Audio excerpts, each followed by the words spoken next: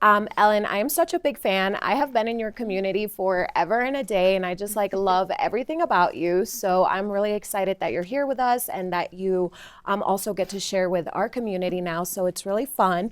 So I know that you are the founder of From Cubicle to CEO. You have a podcast. You're also the incredible Miss Oregon America. So Can we take a moment? That's amazing. so awesome. So I would love for you to just kind of introduce yourself and tell us, your background inclusive of that and just how you got started.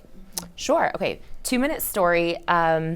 Cubicle to CEO, that name of our brand is really inspired kind of as like a cheeky reference to my own journey as an entrepreneur. I worked in only one cubicle job. Quit when I was 23, left after 10 months. I didn't have a backup plan. I had no intention of starting a business. I really left because the role that I was in was not creatively stimulating to me. And I think a lot of you can probably relate to that.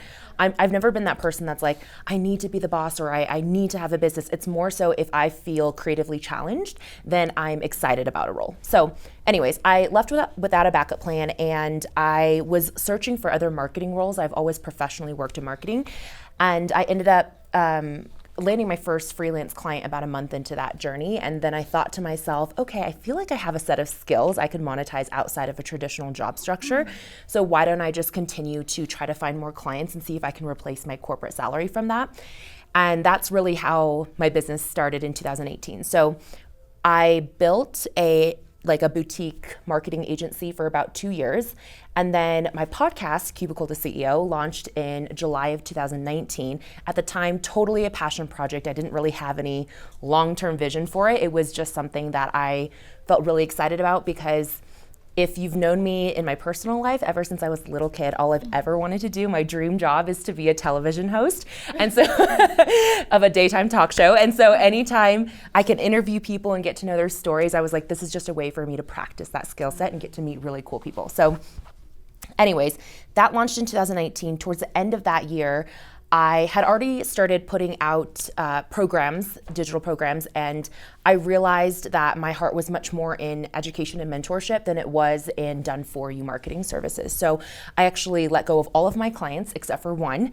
If you notice a trend, I'm a very all or nothing, jump really big, or don't do anything at all person.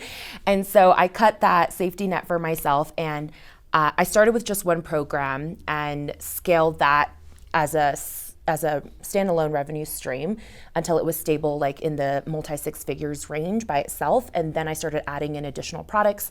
So now over the years, we've served, I think, 14,000 or so entrepreneurs through our different products that we've had. And in 2022, late 2022, I did another big pivot where we still have an education arm to our business, but now we operate as a media business. So our podcast, even though it's not a paid product, our listeners can access it for free.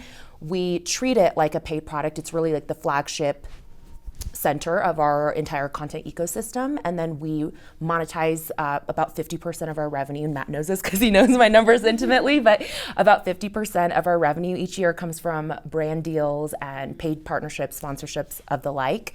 And then the other 50% is a mix of our education, digital products, speaking engagements, a few client services. I'll do some consulting on the side, just depending on what's available. And then outside of my own business, I'm also an angel investor in 3 different women-owned startups, all in very different industries. One is a beverage company, one is in the supplements space in the health industry, and then the third one is a fintech company that connects founders with funders. So if you're seeking funds for your own business, it's a really cool angel investing platform. Wow, my jaw's on the floor. Amazing. So I'm just curious, because a lot of the conversations have been around scaling products. We're going to start there. Scaling memberships. What was that like for you? Any recommendations or lessons that you've learned? Because you started there, and then you turned your brand into a media brand. But any tips or recommendations there?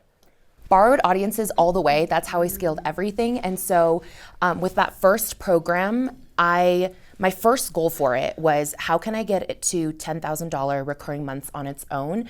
And at the time, I didn't have a very large audience. And so I relied almost entirely on partner campaigns and collaborations. So essentially, I had a 1-hour training that was a webinar that actually Haley helped me with kind of figure out the contents of that webinar. It was really about shifting the 3 key mistakes or beliefs that service providers had around signing one-on-one clients.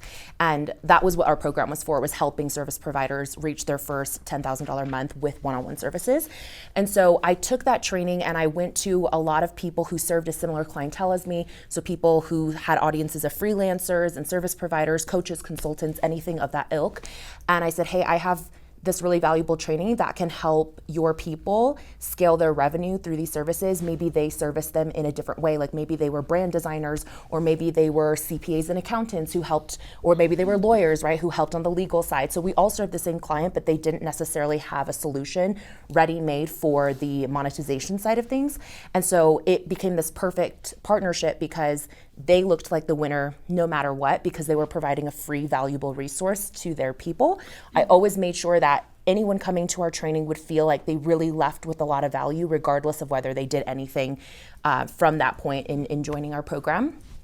And then with our partners, their only job was to promote the free training and get their people to the free training. So they didn't have any involvement at all in the sales portion, which made it easy for a lot of people to say yes, because we were not asking them to send sales emails. We were not asking them to promote anything to their people other than a free training. So we would get people on the free training, use that as our sales mechanism, and then all of the post sales sequence emails came from us directly. So for our partners, it was super hands off. We created all the marketing materials for them, helped install it into their system. So it was really, they just showed up to have fun for an hour, and then they got paid on the back end of that. So that's really how we kind of scaled that first program. And then for our lower ticket products, which is really what grew our email list and like really upped our volume of customers, I'm a diehard believer in slow funnels, self-liquidating offer funnels. Basically, when you have like a low ticket, let's say $27 to $47 product front end with an order bump and one-time offer, I think we got like 9,000 students through that in a single year's time, run completely off cold traffic ads. And it was great because we were building our email list with buyers. That's really important to me. I always look for opportunities to get someone to transact with me on that very first interaction with us, even if it's $1. Even today, all of our events that we do this year have all been, like if they were going to be a free event, we make them a pay what you want event, because I want them to have the physical practice of purchasing from us. And it totally changes the relationship that they have with us. So that was really huge too in being able to scale. That's awesome. So tell us a little bit about transitioning from like digital products and things like that to also working with like partnerships. Like how did you decide to do that? And was that kind of centered around your personal brand? And you know, what did that journey look like? So I think that actually the best thing I did when pursuing brand partnerships and being able to ask for bigger budgets from companies is I did not position myself as an individual influencer, if you will.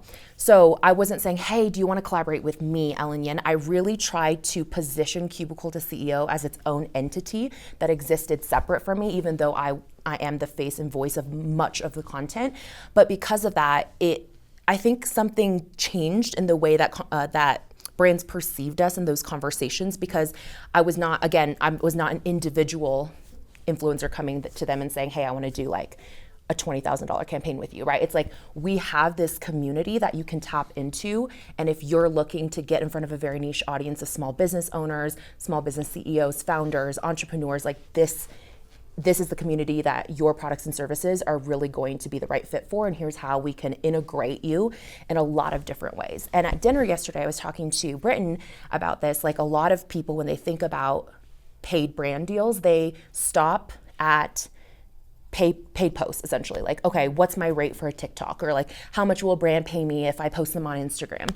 That is really just scratching the surface of what you can do in brand partnerships. There's so many different ways you can integrate a brand into what you're already creating and doing. I can share some examples of that later on, but that's what's really going to allow you to graduate from those like $500, $1,000, $2,000 deals to being able to do like $40,000, $50,000, $100,000 campaigns with brands.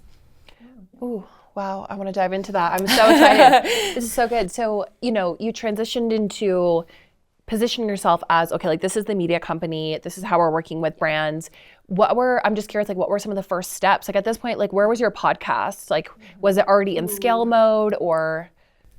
Our podcast has been a slow grind.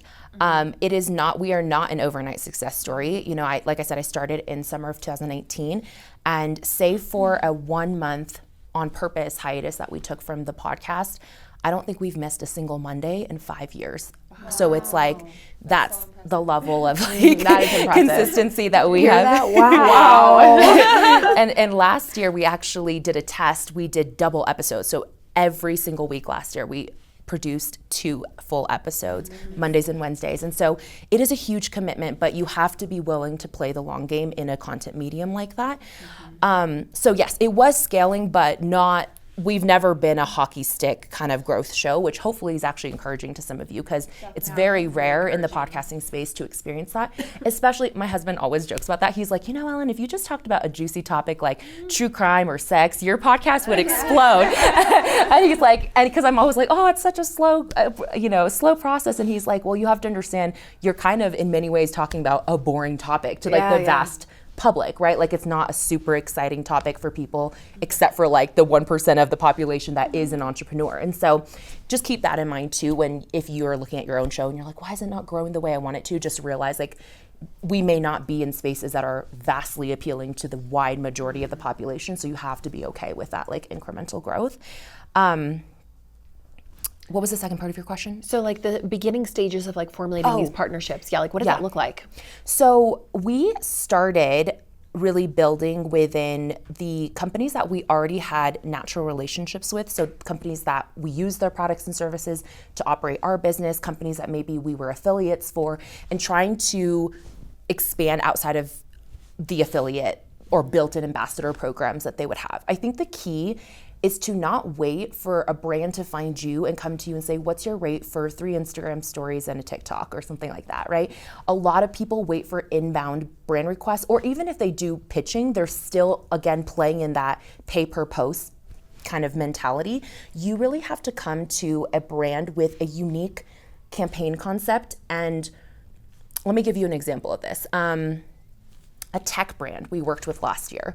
They are an SMS texting community. And, you know, the first thing you always want to start with when you're working with brands is understanding what would you define as a successful outcome of a campaign? Because it's actually very different for different types of brands, and you never want to assume.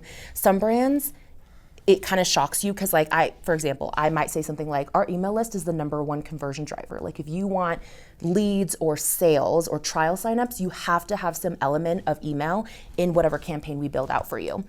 And then there are brands who understand that on a logical basis, but they'll still come back and be like, you know what, it's fine. We just want to do podcast advertisement. And I'm like, okay, at that point, you're doing a brand awareness play. Like, you have to understand different channels and different budget sizes support different objectives.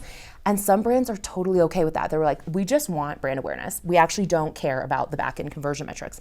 Other brands are like, we literally won't work with you or pay you a single dollar unless we understand how this is going to convert for us on the back end. So the first thing I do with any brand is understand what is your end outcome that you want. And then I reverse engineer and build a package for them based on their budget that would support that goal the best. So I really, really do not recommend ever sending a media kit with like your rate sheets or trying to position anything a la carte, because when you do that, what you do is you position yourself as a commodity, and brands at that point are just looking at pure, like, if you send them a rate sheet, they're gonna go, okay, you have 5,000 followers and you're charging X amount for a post. I'm going to compare that with the other 100 creators around your same size. And if I can find a cheaper option, they're getting the deal, not you. At that point, you have no leverage. And so you really have to come to the table with an understanding of your own audience, how they react to certain types of content and in what frequency, and how you're going to drive them to an action. So with this tech brand, I asked them, right, like, what is your big goal? And they're like, we really want to get new trial signups. Like, that's our #1 outcome of a successful campaign. And so I was thinking about it. I was like, how can we get creative about getting people to onboard onto a platform that maybe they weren't already thinking about using in their business? Like, not everyone uses SMS text marketing, and maybe that's not on the roadmap. So how do we get them to even try you out? So I came up with this idea of let's do a small business grant. We did $1,000 grants for 2 people. And I was like, we can build that into the package cost, right? The $2,000 that we're gonna give away. And we did this really great application that gave them so much data on the people that were applying, like what types of businesses they had, how many years they'd been in business, what challenges were they looking to solve with the content marketing platform. Like it was that piece alone, just all of the market research they got from the applications was a huge value to the brand. And then what we did is, in order for people to apply for the grant, they had to sign up for a free trial. That was like the prerequisite to fill out the form. And then we made it like an everybody's a winner situation where we only picked 2 winners, obviously, but everybody who applied for the grant would receive an exclusive text marketing workshop with the founders of this tech brand, and also a couple other resources, like I think they got like a special discount if they wanted to actually continue on to being a customer. And so it kind of felt like everyone had some skin in the game, and because of that, we were able to drive hundreds of new trial signups that normally, if they were, let's say, going through Google ads or Facebook ads, we were very competitive in terms of the amount they paid us. They probably would have paid equal or more using a different paid advertising channel. And our conversion rates were really high for trial to continued customers. So that's just one example of like coming with the original concept and pitching that to a brand rather than being like, this is what I charge for like one ad or something. You know? I have to say, before you ask your question, like I really appreciate the creativity of this, because back in my corporate days, I actually was on the receiving end. So I did all like the PR partnerships, and we're talking like $50,000 to $100,000 closet installations, you know, and 90% of the creators and influencers were just about like, okay, I want the free closet, or I'm charge you X, and this is the nature of the relationship. But like, I'm telling you, like, no one came with creativity of like, oh no, I want to partner with you for the year. Yeah. This is what I want to do to help this brand get into, you know, my audience, whether it's email, blank, blank, blank. And I think like that creativity alone is what really sets you apart. So I just like want to reflect that back to you, because I feel like 90% of influencers don't do that. Thank you. Yeah, and it's such a great example just of innovation in general, which I feel like you have always innovated or explored in your business. Like you've had a brick and mortar, right? Yep. I remember you had co-working space. Yeah, I forgot about she that. had a co-working space, which I'd love to talk about, because the theme of our event is possibilities, right? And it's like you've started your business, you've been on this journey, right? And now maybe you're feeling like you need to pivot, or you're not sure, you know, what's next. But it's like how you always look for innovation, and you've done that, yes, through your businesses, but also even with your own marketing. Like I know you run something where you ask your community. They pay like a low ticket price, and then you will promote their lead magnets to your email list. So it's like you always find these really creative ways to like leverage what you have created, you know, for yourself to like find those possibilities. So can you talk to us a little bit about, you know, what keeps you inspired? You know, how do you, what drives that like innovation? And this is like so off script. No, it's okay.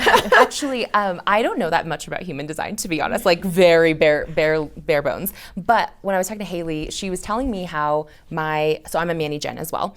And my numbers, I think, are 3, 5. And I believe, don't quote me on this, again, not an expert, but I think the 3 means that I learn through mistakes. So for me, experimentation is everything. I'm not that person that's like, I need a roadmap of how to do A to Z before I jump. It's more so I learn through the process of trying something and iterating on it. And so I've done lots of really out of the box things where people are like, why did you do that? Like, that doesn't seem like a logical next move. Like I opened, for example, a co-working space in my town, a women's only boutique co-working space for like 2 years. I literally saw this like random house on Craigslist that was for rent and called up the landlord, did the tour, and that same day I was like, I'm doing this. Like, we're just gonna figure it out. I have no idea how to run a co-working, you know, business model. But it was so great because through that space, I was able to get my feet wet in like small scale events, right? Because I had my own venue to host them in. I was able to test certain types of brand partnerships, like product placements. That's another example of a type of brand partnership that a lot of people don't think about.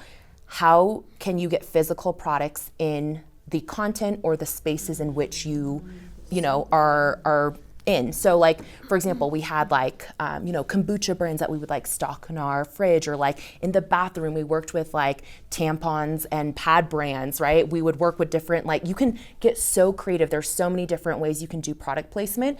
The same is even true in virtual content. Like one of my favorite examples of a brand partnership is, I think it's Betches Media that does it. They have a podcast, and I'm forgetting the name of the podcast, but there's a segment called like Thirsty or Nah, and Stanley actually sponsors that. And what they do is like the hosts aren't talking about Stanley, but during that segment, they're drinking out of Stanley's. It's always in sight of the camera. And so it's like this like subtle product placement. So I've thought about those things too, like how can we, actually one of my angel companies, they're a beverage brand, like I said. So part of our agreement is like, 4 times a year they show up like in our video podcast, like somewhere in our placement, right? You can do things, it's really, and like one time I even thought about, who did this? I saw someone do this. It was like they took a brand's logo and maybe QR code and hung it in a frame like an artwork, and it was hanging on their wall in their office, and like it was in every video. And it, again, very subtle, but it's like brands find value in that because it's that repeated exposure, right? So again, that's just like an example of how something that seemed kind of not intentional became a playground for my business in that way. Or even, the pageant, right? Like this was my first ever pageant. I'm not a pageant girl by nature. Like I thought this would be a fun bucket list experience. I wasn't planning to win, which is a huge honor, but that has been has opened doors. Like because I went on a mini media tour after winning, I made a relationship with several TV stations, and one of those TV stations has now had me back as a regular monthly guest as a business expert. And every single month my podcast gets exposure on an ABC station because of that. And so that's something that probably wouldn't have happened if I hadn't, tried this other thing. So I love just getting your hands mixed in different things and trying. Wait, I have a follow-up question. Yeah, please. Okay. I'm gonna let you finish, Taylor. Hold on. Okay, so on that, right? Because in the beginning of your business or throughout your business, you've been very intentional about driving the brand of Cubicle to CEO. Now that you are a queen, right? You've always been a queen, but now that you're like a beauty queen with a crown and all the things, you are, in a sense, now you're leveraging your own personal brand as well. How are you feeding this, back into the business? And then in a way, you're also making like that long time dream of, having a talk show, like that's obviously next. So it's like, how is this all, playing together? And do you just let those pieces, kind of fall into place, or is there a strategy too behind this? I think I try to go into anything without a super strict agenda. I just like to stay curious. If you stay really curious, you can't really be disappointed because there was never a right outcome to begin with, right? And so I don't think, like for example, when I competed in this pageant, I was not thinking like 5 steps ahead, like, oh, I'm gonna, leverage this into whatever that would look like. But for me, it was like in that moment when I realized, oh, I have like a newsworthy story, because I was the first Asian American to win this state title in 30 plus years. And so I was like, and it happened during AAPI Heritage Month. And so I was like, oh, that's a newsworthy story that I can pitch to local media. And because of that, it spun into a different relationship, right? So no, it's definitely not always like from the get-go that I have that vision.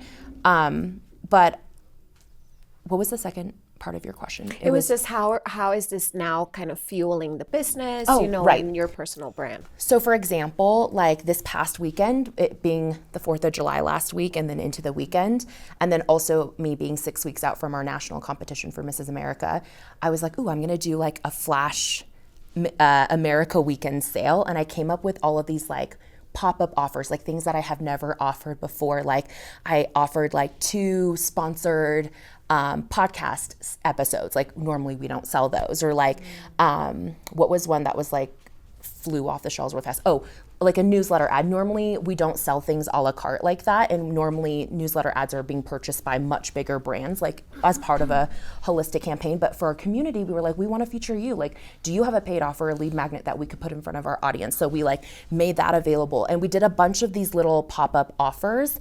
and that was a huge sale, over like a huge cash injection that we kind of played off this theme that, again, it was kind of impromptu, but there's always ways. I like to call it like stacking money. Anytime I'm doing something, I always try to think about it in a 360 way. It's never just like one way to monetize. I'm always thinking, what's all of the other ways I could monetize from this? So an example of that would be like, I was flying to Nashville to speak at a conference, and I was like, okay, if I'm gonna be there anyways, could I get a brand to sponsor me on stage and for an offstage activation while I'm in Nashville? So we ended up doing this like coffee meetup. They paid for all the coffee for all the attendees. They also paid me to host it. And I got to meet all of these new like creatives and entrepreneurs in a city that I'm not from. And then like on stage, I repped their brand by wearing like their shirt under my blazer. Super easy. It cost me zero extra effort to do that, right? But again, it was like, how can you stack money, because you're already getting paid to do this one thing, but then how can you also on top of that get paid in like 2 or 3 other ways? That's how my brain thinks about like everything that I do. It's so smart though, because we have a friend of ours that every time she travels, she will always coordinate like a client dinner or something, so she gets her whole trip, you know, basically covered. She's able to monetize, she's able to build deeper connections, but it's like piggybacking off of these things that you're already doing, which I love. So I want to take it back, and this is more like a granular question, like working with brands, like what has been really successful for you and just like nurturing those relationships? Because it really is all about nurturing relationships with brands, because it's not just, you know, working with another entrepreneur, like you're working with like big entities, you know, that have these big budgets. So any tips on that? I think it really helps to be super data driven. I think they're not, like to your point, being on the other side of things, they're not used to a lot of content creators. And I don't even necessarily think of myself like fully as a content creator, even though technically I am a full-time content creator as a podcaster. But I think they're not used to people coming in with such deep understanding of marketing itself, which is a huge strength that all of you have, right? In working with brands compared to like a blogger who may not really exist in this space as much. Also, a unique thing that we have that a lot of content creators don't have is IP. All of you are experts in like a very specific vertical. So you bring intellectual property that can be leveraged in a way that maybe a fashion blogger doesn't have that same IP that they can bring to the table. And so I feel like it really helps to nurture those relationships when I'm not afraid ever to start with a super small scope. I just want to show them that we understand our audience on a very deep level. And if you give us X budget, I can almost predict exactly what that's gonna get you. Like I'll know how many clicks it's gonna, you know, on average it's gonna range. And I always try to compare it to something they're already doing. It's much easier to get someone to shift a budget, an existing budget, than to create new budget, right? So like if they're like, oh, I don't have a very big paid budget, okay. Well, you must have some paid budget, right? You probably spend on Meta ads, Google ads. What else are you spending on? Could we take like $2,000 of your paid budget, and instead of this month spending it on Google ads, could we just shift the budget here and do a small test and see if we can actually beat your acquisition costs on that other channel, right? And if you're able to really talk on that level, brands are extremely impressed with that, because again, not very many people that they're in conversation with come to the table with that level of strategy. Typically in that first email or two, like we've already established what our audience assets are. So they have a pretty, it's part of the pitch, so they have a clear understanding of like what the estimated reach could be for certain channels. But honestly, audience is like where a lot of people get hung up. But I mean, Nicole, you might remember this from my brand partnerships retreat, but I always talk about how content distribution, which is essentially audience, is only 1/3 of the equation of what brands are paying you for. You're getting paid for, whenever you do a campaign with a brand, you're getting paid for content creation, content distribution, and then content endorsement. Those are 3 different things. Creation is literally just the process of the deliverable itself, right? For example, like even today, like as we're sitting here talking, we have these amazing people like filming.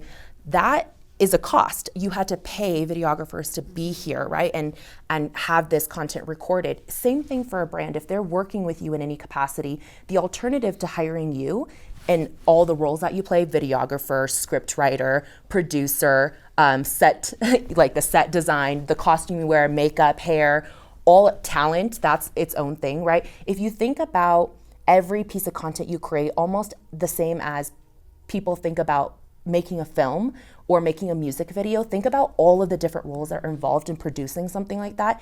Brands have to find a way to pay for those individual roles if they're not going to get an all-in-one through you. So that alone has value, even if your audience size was 0, right? So that's something you have to account for right off the get-go, no matter what your audience size is.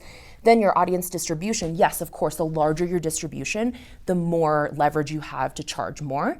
But again, that's only 1/3 of the equation. And then the last thing is endorsement. And that's the personal brand equity that you have built over the years in your industry in a way that if a faceless person who nobody knows says, hey, I really recommend this service, it comes across different than if the foremost expert in that industry says, I really think you guys should do this. There is a different weight to that recommendation, and that endorsement has monetary value. So you have to think about that too when you're coming up with your prices for brands. All 3 of those factors need to be included in the final cost.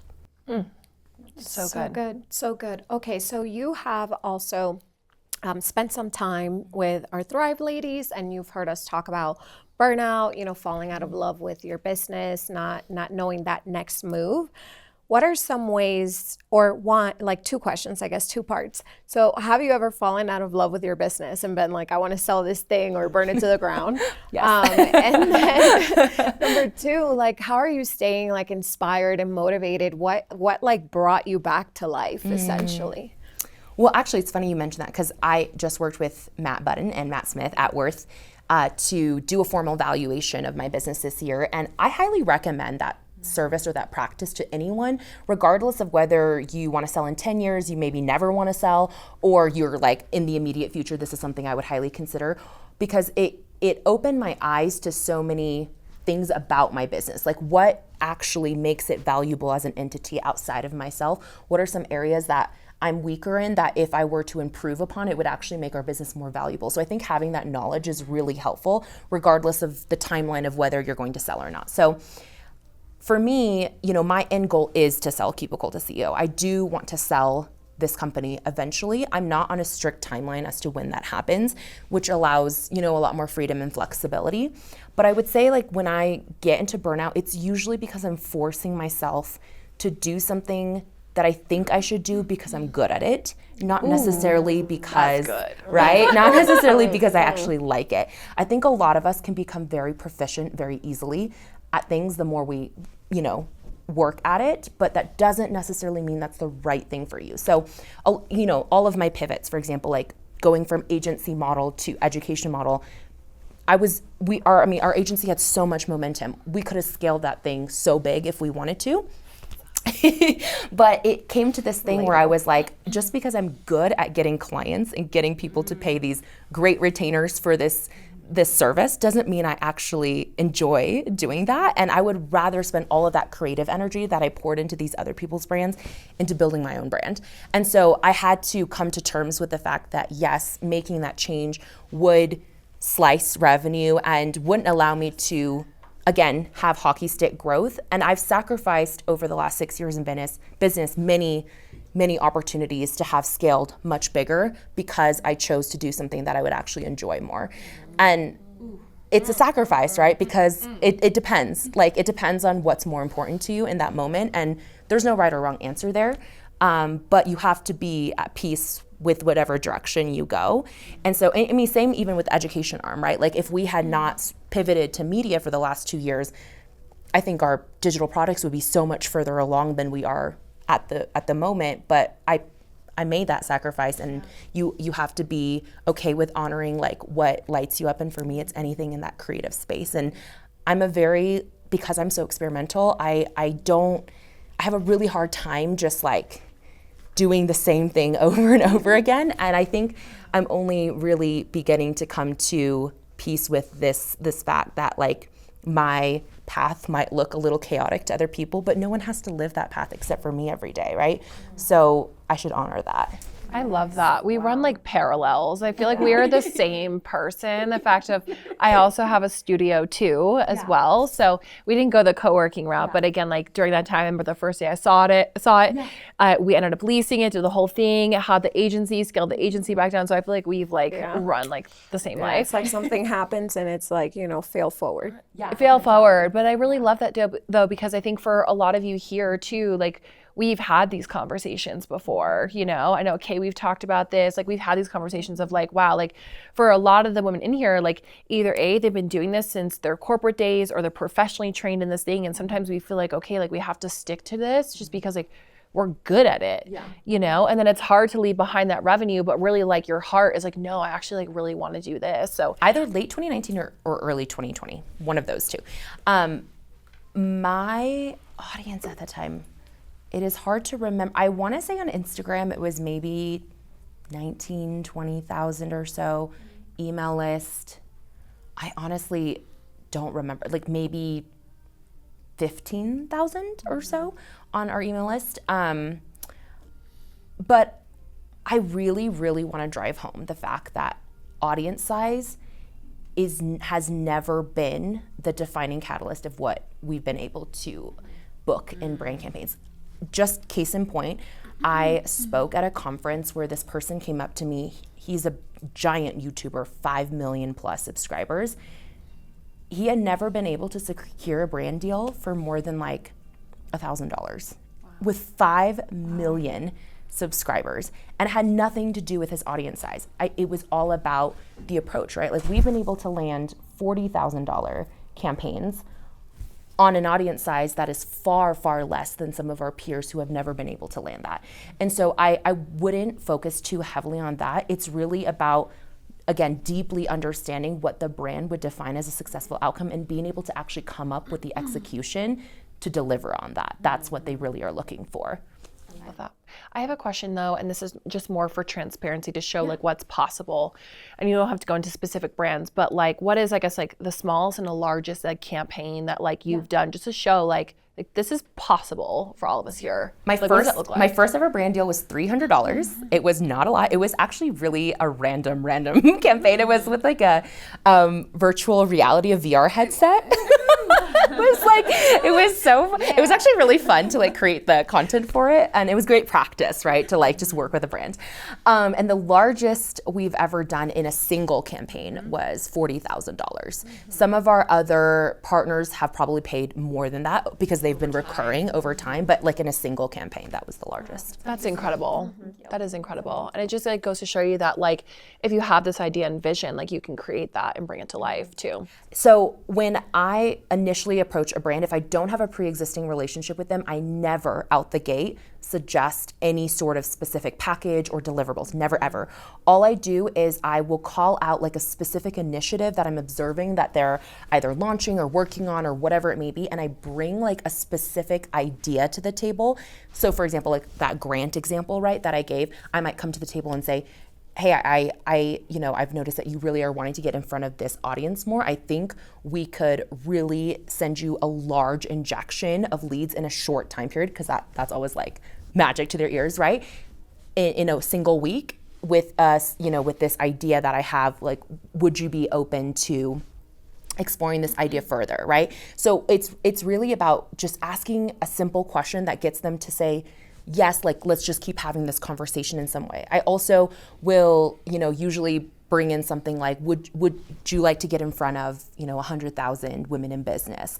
Like, ask a question that is so unbelievably like irresistible that they would be stupid to say no to it, right? Like why would they not? If I was like, hey, I think I've been using your product, I love it. I think our audience would really be able to run with this. Can I introduce your product to our community of 100,000 women in business?